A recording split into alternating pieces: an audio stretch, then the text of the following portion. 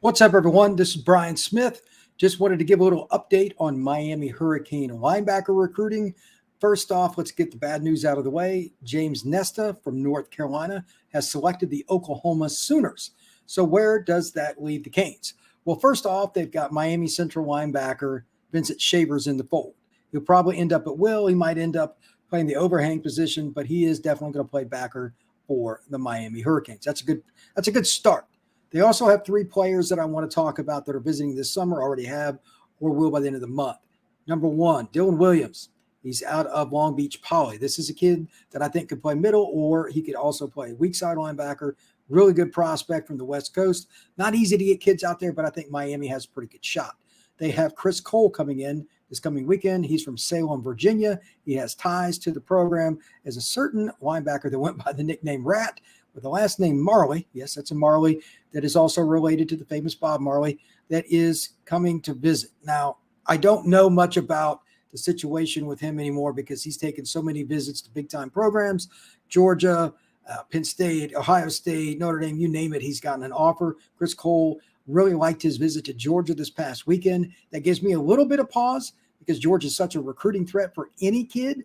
But at the same time, you got to remember this is a situation where it's only one player we're talking about here. So if you miss, you miss, but you're going to take your shot. And Miami's been in it for a long time with Cole. Finally, there's a kid by the name of Keyshawn Flowers that visited. He came in on the 9th, and he visited Notre Dame this past weekend. He didn't have a very good visit to Notre Dame. I think Miami's the leader there, the team to kind of watch. But then again, this is recruiting. He could take more trips. Things could go a different direction. But those are the ones in particular. Down the road, though, they could also end up taking somebody that plays well this fall, etc. There could be another kid that they try to bring in that they're recruiting now into the fall. They need to get at least 3 in this class, and here's why.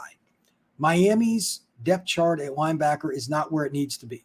I'm not saying you need Ray Lewis to walk through the door. I'm not saying you need Michael Barrow to walk through the door. I'm not saying you need anybody of that ilk to walk through the door, but you need to at least consistently bring in guys, and the depth chart is not where it needs to be.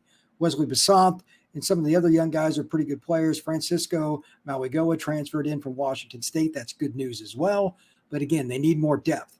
They need to stop relying on the transfer portal for stopgap measures, even if it's a guy they think they can start. Because when you bring in a high school kid and you develop him through your system, there's more chemistry, there's less chance of errors, and eventually it's the highest point of upside. So with that, I would like to see Miami get to 3 high school kids signed. They got 1.